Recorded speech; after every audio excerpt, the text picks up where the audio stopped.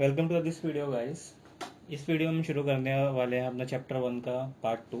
तो चलिए शुरू करते हैं। इसमें फर्स्ट क्वेश्चन हम देखेंगे, right a short note on the operational audit. नाम से पता चल रहा है ऑपरेशंस का ऑडिट, जो भी जितने भी कंपनीज के ऑपरेशन है उनका ऑडिट करना कि वो सही से काम कर रहे हैं या नहीं। ये बेसिकली इंटरनल ऑडिट की तरह ही होता है, लेकिन इंटरनल ऑडिट से थोड़ा एडवांस होता है। तो चलिए शुरू करते हैं। Operational audit involves the examination of all operations and the activity of an entity। Examine करना किनको? ऑपरेशंस को और एक्टिविटी को एंटिटी की। Object of the operational audit include the examination of the control procedures या स्ट्रक्चर्स। एग्जामिन करना हमारे control structures को। रिलेशन देखना department, relation of the department control to general policies. ये रिलेशन देखना कि डिपार्टमेंट के कितने कंट्रोल हैं जनरल पॉलिसीज के साथ। It provide an appraisal of whether the department is operating in the confirmative with the prescribe standards. Basically हमें ये चीज़ बताता है कि आपका जो डिपार्टमेंट है वो पूरे कंट्रोल्स को फॉलो कर रहा है या नहीं, और वो उन सारे जितने भी हमने इंटरनल कंट्रोल्स बनाए हैं उनके अकॉर्डिंग काम कर रहा है या नहीं। Whether the standards of the efficiency economy are maintained. Efficiency और इकोनॉमी के स्टैंडर्ड्स बनाए गए हैं। is concerned with the formulation of the plan, their implementation and the control in respects of the production and the marketing। Basically ये देखता है कि आपका जो प्लान्स हैं वो पूरी तरह फॉर्मुलेट किए गए हैं, उनका इम्प्लीमेंट सही से हुआ है, और उनमें कंट्रोल, मार्केटिंग और प्रोडक्शन एक्टिविटीज़ पे पूरे कंट्रोल लगाए गए हैं या नहीं। Traditionally internal audit focus on the accounting operations in the entity. जो इंटरनल ऑडिट है वो बेसिकली फोकस करता है आपके अकाउंटिंग ऑपरेशंस पर। लाइक आपके जो जितने भी अकाउंटिंग ऑपरेशंस हो रहे हैं एंटिटी में, जिनसे आपके अकाउंटिंग लिंक है, तो उन सारी चीज़ों को इंटरनल ऑडिट फोकस करता है। लेकिन आपका जो कंट्रोल ऑडिट है वो इन सारी चीज़ों को, ऑपरेशनल ऑडिट है वो इन सारी चीज़ों को फोकस करता है जो अकाउंटिंग से बियॉन्ड है। Operational audit in its initial stage, अपने शुरुआती स्टेज में developed an extension of the internal audit. ये एक इंटरनल ऑडिट की एक्सटेंशन है। The need for the operational audit has arisen due to the in advocacy of the traditional source of the information for effective management of the company. Operational audit की ज़रूरत तभी पड़ती है जब हमारी जो ट्रेडिशनल तरीके हैं वो पुराने हो गए हैं और हम इफेक्टिवली मैनेज नहीं कर पा रहे अपने इंफॉर्मेशन को। Specifically, the operational audit arises from the need of manager responsible for the area beyond their direct observation to be fully। तो बेसिकली आपकी नीड तभी अराइज होती है जो आपको कि मैनेजर चाहिए होता है, आपको मैनेजमेंट करना पड़ता है। जो आपकी डायरेक्ट ऑब्जर्वेशन है, लाइक अगर कोई अकाउंटिंग के लिए है, अकाउंटिंग के अलावा उसको 4 चीज़ और देखनी है, तो उस केस में आपको ऑपरेशनल ऑडिट्स कराने पड़ेंगे कि हमारे ऑपरेशन कैसे काम कर रहे हैं। Operational audit is considered as a specialized management information tool to fill the void that the unconventional information flows to be fill। Operational audit consider किया जाता है आपका स्पेशलाइज मैनेजमेंट इंफॉर्मेशन के रिगार्डिंग, लाइक जो आपकी कन्वेंशनल इंफॉर्मेशन है, जो ज़रूरी इंफॉर्मेशन है वो आपकी फेल ना हो, वो अच्छे से फॉलो की जाए, प्लस उनका अच्छे से प्रोटोकॉल और वो अच्छे से कंप्लाइंसेस हो। Conventional source of the management information are departmental managers, routine perform report and internal audit report. जो आपके कन्वेंशनल सोर्स होते हैं इंफॉर्मेशन के, आपकी डिपार्टमेंट के मैनेजर होते हैं, उनके थ्रू आप इंफॉर्मेशन ले सकते हो, रूटीन परफॉर्मेंस रिपोर्ट्स के थ्रू ले सकते हो, इंटरनल ऑडिट रिपोर्ट्स के थ्रू ले सकते हैं, और जो आपकी पीरियडिकली इन्वेस्टिगेशन की जाती है उसके थ्रू ले सकते हैं। The auditor should consider the effect of the subsequent event on the financial statement on the audit report considered the according to the SA 560। Subsequent event basically कौन से होते हैं? जो बैलेंस शीट डेट के बाद हुए हैं और ऑडिट रिपोर्ट से पहले हुए हैं। SA 560 subsequent event establish the standards on the audit of the responsibility regarding the subsequent event. आपके जो रिस्पॉन्सिबिलिटीज़ हैं ऑडिट के रिगार्डिंग द सब्सिक्वेंट इवेंट उनको एस्टेब्लिश करता है। According to it subsequent event refers to those event which occur between the date of the financial statement and date of the audit report. Like आपकी 31 मार्च को आपने financial statement close कर दे और audit report आएगी 31 जुलाई को, उसके बीच में 20 अप्रैल को फैक्ट्री में आग लग गई, ये सब्सिक्वेंट इवेंट है क्योंकि ये बैलेंस शीट डेट के बाद हुआ है और ऑडिट रिपोर्ट से पहले। It lay down the standard that the auditor should consider the effect of the subsequent auditor. ये बेसिकली स्टैंडर्ड ये बताता है कि आपको उसका इफेक्ट क्या फॉलो करना है, क्या उसको प्रोसीजर्स को फॉलो करना है सब्सिक्वेंट इवेंट के केस में। The auditor should obtain the sufficient appropriate evidence that all event up to the date of the audit report requiring the adjustment। जो ऑडिटर है ये subsequent audit of the evidence obtain करता है, जितने भी event हुए हैं मेरे up to the date of the audit report उनके लिए मेरे को एडजस्टमेंट चाहिए और disclosure have been identify to the event, और उनके लिए एक डिस्क्लोजर चाहिए, प्लस जितने भी इवेंट हुए हैं मेरे अभी तक up to the date of the audit report उसमें एक एडजस्टमेंट भी रिक्वायर हमें चाहिए। द ऑडिटर शुड, ऑडिटर क्या करेगा, ऑब्टेन एन अंडरस्टैंडिंग, एक अंडरस्टैंडिंग लेगा, understanding of any procedure management to ensure that the subsequent event identify. Like अगर आपकी फैक्ट्री में आग लग गई तो उसको आइडेंटिफाई करने के लिए क्या हमने प्रोसीजर्स लगाए हैं, किस तरह से हमें पता चला कि आग लग गई है या कितना कुछ डैमेज हुआ है, इन सारी चीज़ों को देखने के लिए वो देखेगा कि आपके अंडरस्टैंडिंग के लिए उसमें क्या प्रोसीजर्स थे। इंक्वायरी की मैनेजमेंट के साथ में, कि अप्रोप्रिएट मैनेजमेंट के साथ में इंक्वायरी की और ये देखा कि उसका फाइनेंशियल स्टेटमेंट से क्या इफेक्ट पड़ा है या उससे फाइनेंशियल स्टेटमेंट इफेक्ट हुए हैं या नहीं। Example of the inquiry of the management, किस तरह की इंक्वायरियाँ कर सकते हैं मैनेजमेंट से। वेदर द न्यू कमिटमेंट, कोई कमिटमेंट तो नहीं की, कोई बोरोइंग तो नहीं ली फैक्ट्री के लिए, लाइक आपने अगर कोई बोरिंग लिया इंटरेस्ट बर्डन बढ़ जाएगा उससे।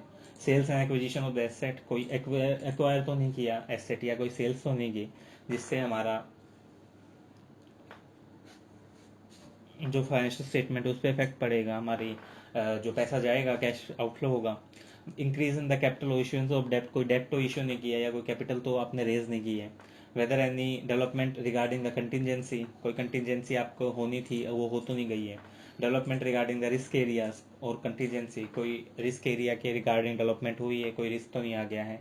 अनयूजुअल अकाउंटिंग एडजस्टमेंट, कोई अकाउंटिंग एडजस्टमेंट अनयूजुअल तो नहीं कर दिया जिसकी वजह से हमारे ऊपर बर्डन आ जाएगा इस चीज़ का। और वेदर एनी इवेंट है occur likely to occur bring into question appropriate of accounting policies, कोई ऐसा इवेंट तो नहीं हुआ है जिसके थ्रू हमारी अकाउंटिंग पॉलिसीज इफेक्ट हो। कोई इवेंट अक्कर तो नहीं हुआ है जिसके कारण हमारे एस्टिमेट्स और प्रोविजन इफेक्ट हो रहे हैं। कोई इवेंट ऐसा तो नहीं हुआ है जिसके कारण हमारी रिकवरेबिलिटी ऑफ द एसेट्स वो इफेक्ट हुई है। Read the minutes if any of the meeting, सारी मीटिंग की मिनट्स पढ़ो अगर कोई हुई है इसके बीच में, of the entity owner management and दो चार्जेस गवर्नेंस किसी के साथ भी, क्योंकि हम इसलिए करते हैं ताकि उससे उस इवेंट की पॉसिबिलिटी पता चल जाए। लाइक अगर आपके पास टीडीएस आपने एक्स्ट्रा काट रखा है किसी को और आपको वापस करना था, वो आपने बैलेंस शीट डेट के बाद किया है, तो उसकी पॉसिबिलिटी में पहले पता चल जानी चाहिए थी। कोई कंटीजेंट लायबिलिटी है उसकी पॉसिबिलिटी पहले पता चल जानी चाहिए थी, ये हो जाएगी लाइफ में। Read the entities latest subsequent interim financial statement, जो अभी तक के इंटरिम फाइनेंशियल स्टेटमेंट थे वो पढ़ो कि उनसे कोई लाइबिलिटी तो नहीं आ रही है। Read the entities latest available budgets और कैश फ्लो फोरकास्ट जितने बनाए हैं वो सारे में पढ़ने पड़ेंगे कि इनकी वजह से कोई लाइबिलिटी तो नहीं आई है। Inquiring the extend previous oral and written inquiries, हमें बेसिकली ओरल और रिटर्न इंक्वायरी करनी पड़ेगी लीगल काउंसिल के थ्रू, लिटिगेशन या क्लेम तो कोई नहीं हो गया है। Consider whether the written representation covering the particular subsequent event में बी नेसेसरी टू कोर्ट, आपकी कोई रिटर्न रिप्रेजेंटेशन तो नहीं हुई है जो आपको पर्टिकुलर जो इवेंट है उसको सपोर्ट कर रही हो और किसी दूसरे एविडेंस को सपोर्ट कर रही हो। कोई रिटर्न रिप्रेजेंटेशन ऐसी तो लिख के नहीं दी है हमने, उसके रिगार्डिंग भी एविडेंस लो।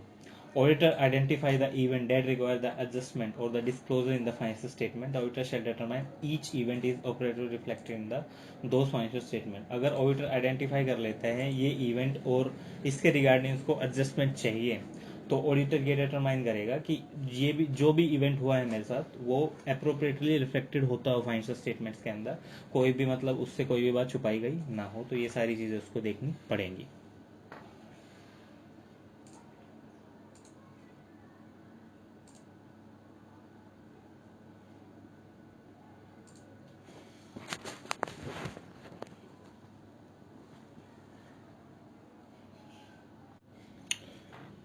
नेक्स्ट क्वेश्चन हम देखने वाले हैं, what are the auditor's responsibility for the detection of the fraud. Auditor की रिस्पॉन्सिबिलिटी क्या है फ्रॉड को डिटेक्ट करने के लिए। As per the S 240 The auditor responsibility relating to fraud in the audit of financial statement. An auditor conducting an audit in accordance with the SA is responsible for obtaining the reasonable assurance that the financial statement are free from the material misstatement, whether caused by fraud or error.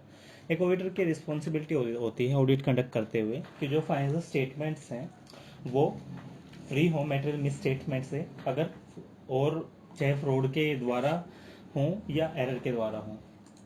Owing to the inherent limitation of audit, एक inherent limitation होती है audit की. There is a unavoidable risk that the some material statement of financial statement will not be detected. ये एक inherent limitation है कि कुछ financial statement की मिस स्टेटमेंट डिटेक्ट नहीं की जा सकती even though the audit is properly planned. और ऑडिट चाहे प्रॉपरली प्लान्ड या परफॉर्म क्यों ना की जाए, कुछ मिस स्टेटमेंट तो रह ही जाती है due to the inherent limitations. Risk of not detecting a material misstatement resulting from the fraud is higher than the error. Not detecting of the fraud is higher, मतलब फ्रॉड के द्वारा जो detect करते हैं वो हायर होती है compare two error, क्योंकि फ्रॉड आपका काफ़ी डिज़ाइन करके किया जाता है. Auditor ability to detect a fraud depend on the factors such as skillfulness of the perpetrator, the frequency and extent of the manipulation, degree of the collusion involved.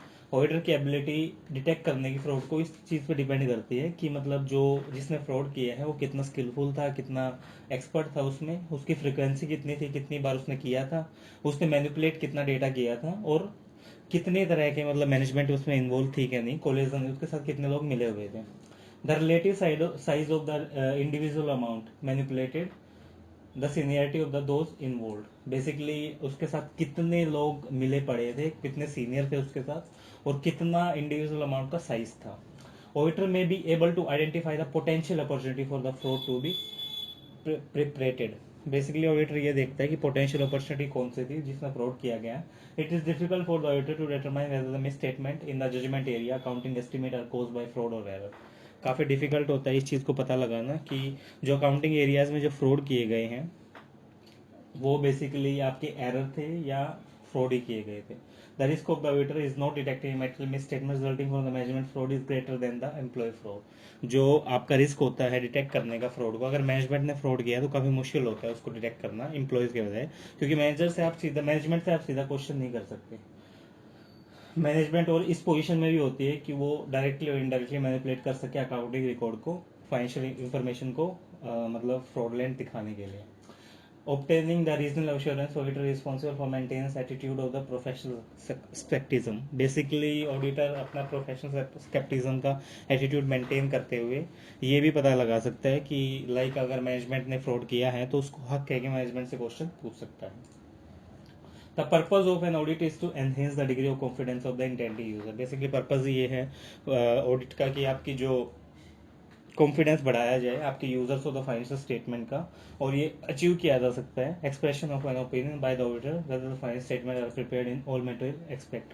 और ये ऐसे अचीव किया जाता है ये कि अगर आपका ओपिनियन है और आपने जो दिया है और फाइनेंशियल स्टेटमेंट आपकी प्रिपेयर किए गए हैं वो सारे मटेरियल एक्सपेक्ट में सही है. The audit conduct in the according with the audit standard generally accepted in India. जो आपकी ऑडिट कंडक्ट की गई है वो जनरली एक्सेप्टेड स्टैंडर्ड्स के हिसाब से की गई है, और जो फाइनेंशियल स्टेटमेंट आपकी ली गई है वो फ्री है मेटेरियल मिस स्टेटमेंट से. और ये फैक्ट देखा जाता है कि audit is carried out by may act as a deterrent. Auditor is not can not be responsible for the prevention of the fraud. और ये भी फैक्ट देखा जाता है कि ऑडिटर बेसिकली पूरी तरह रिस्पॉन्सिबल नहीं होता फ्रॉड को प्रिवेंट करने के लिए, और भी काफ़ी सारे फैक्टर्स हैं जो हमें देखने पड़ते हैं. Auditor opinion on the financial statement is based on the concept of determining the reasonable assurance. और जो ऑडिटर का ओपिनियन है फाइनेंशियल स्टेटमेंट पे ये बेस किया जाता है रीजनेबल अश्योरेंस के बेसिस पे. और ऑडिटर ये चीज़ की गारंटी नहीं देता कि मैटेरियल में स्टेटमेंट जो हमारी फ्रॉड या एरर से हुई थी हमें डिटेक्ट कर ली है, वो एक रीजनेबल एश्योरेंस देगा उस चीज़ के बारे में कि आपकी जो फाइनेंशियल स्टेटमेंट है रीजनेबली अच्छी है. The subsequent discovery of the material miss statement of financial statement resulting from the fraud does not and it self indicate the. जो आपकी subsequent discovery of the material miss statement हुई है, आपकी material miss statement पाई गई है fraud या error के कारण, वो आपको ये नहीं बताती कि failure to obtain the reasonable assurance, कि आपने रीजनेबल एश्योरेंस ऑब्टेन नहीं किया, आपकी जो प्लानिंग थी वो इनएडवोकेट थी, जो प्रोफेशनल कंपिटेंस थी आपकी नहीं थी, और failure to comply with accounting standard, जो आपने अकाउंटिंग स्टैंडर्ड्स वो सही से फॉलो नहीं किए थे. Particularly the case for the certain kind of the intention misstatement, auditing procedures may be interactive ineffective for detecting an intentional misstatement that is concealed through the collusion or between among the one or more individual। जो आपकी intentional misstatement थी auditor procedures के through वो आपकी detect की गई हैं, और जो इंटेंशनल मिसस्टेटमेंट थी वो कंसील्ड की गई है बेसिकली सहयोग कुछ लोगों ने मिलके और काफ़ी सारे एक से ज़्यादा लोगों ने मिलके। In planning and performing an examination of audit should be take into consideration risk of material misstatement और फाइनेंशियल स्टेटमेंट कोज बाय। आपकी प्लानिंग और परफॉर्मिंग के टाइम पे आप ये चीज़ देखेंगे जो आपके risk of the material misstatement है वो फ्रॉड या एरर के द्वारा किए गए हैं, और वे इंक्वायरी भी करोगे मैनेजमेंट के साथ जो फ्रॉड है आपने किया है या ये गलती से हो गया है। तो बेसिकली इसमें यही थोड़ा इंपॉर्टेंट पॉइंट था जो हमें देखना है, और ये आपको इतना बड़ा लिखने की जरूरत है नहीं एग्जाम में। ये बेसिकली अगर आप इसको इतना लिखने बैठेंगे तो कम से कम आपके 4 पेज इसमें भर जाएंगे, तो इसको आप आधा भी लिखेंगे जब भी चलेगा। नेक्स्ट है state briefly the qualities of the auditor. Qualities of the auditor क्या होती हैं? Auditor should possess the specific knowledge of the accounting. सबसे पहले तो उसको अकाउंटिंग की स्पेसिफिक नॉलेज होनी चाहिए, ऑडिट टैक्सेशन वगैरह की सबकी नॉलेज होनी चाहिए, which are acquired by him during the course of theoretical education, जो उसने एक्वायर किया हमने सीए की पढ़ाई के दौरान। Auditor should also have the sufficient knowledge of the general principle of the law of contract. Auditor को नॉलेज होनी चाहिए अपने general principle law of contracts की, पार्टनरशिप की, स्पेसिफिक स्टैट्यूट्स की, और जो प्रोविजन एप्लीकेबल होते हैं कंपनीज एक्ट में उन सारी चीज़ों की नॉलेज होनी चाहिए। Apart from the knowledge acquired by the auditor, the formal manner, the auditor should also possess a certain personal quality। उसके अंदर नॉलेज के अलावा कुछ पर्सनल क्वालिटीज भी होनी चाहिए, लाइक टैक्टफुली होना चाहिए, caution, firmness, good temper, judgment की, पेशेंस होनी चाहिए, क्लियर हेडनेस और द कॉमन सेंस होनी चाहिए उसके अंदर। All those person quality required to make a good person contribute to making a good auditor. ये सारी क्वालिटीज बेसिकली आपने कंट्रीब्यूट करते हैं एक अच्छा ऑडिटर बनने के लिए। Auditing is a profession calling for the wide variety of knowledge to which no have settle limit. Basically audit का जो प्रोफेशन है उसको आप एक क्वालिटी ऑफ द नॉलेज बोल सकते हैं जिसकी कोई लिमिट नहीं है, आप जितना भी सीखो उतना कम है। The most useful part of the knowledge is probably which can not be learn from the books. आपका जो नॉलेज का पार्ट है सबसे ज़्यादा इंपॉर्टेंट, तो आपको बुक्स के नहीं आ सकता, वो आपके डिपेंड करते हैं कि आपका माइंड कितना अलर्ट है और आपने प्रैक्टिकली वो सारी चीज़ें कितनी अच्छी तरह सीखी हैं। तो ये चीज़ें बेसिकली इसमें डिपेंड करती है। तो दोस्तों आज की वीडियो के लिए इतना ही। बेसिकली आगे के क्वेश्चन हम नेक्स्ट पार्ट में डिस्कस करेंगे।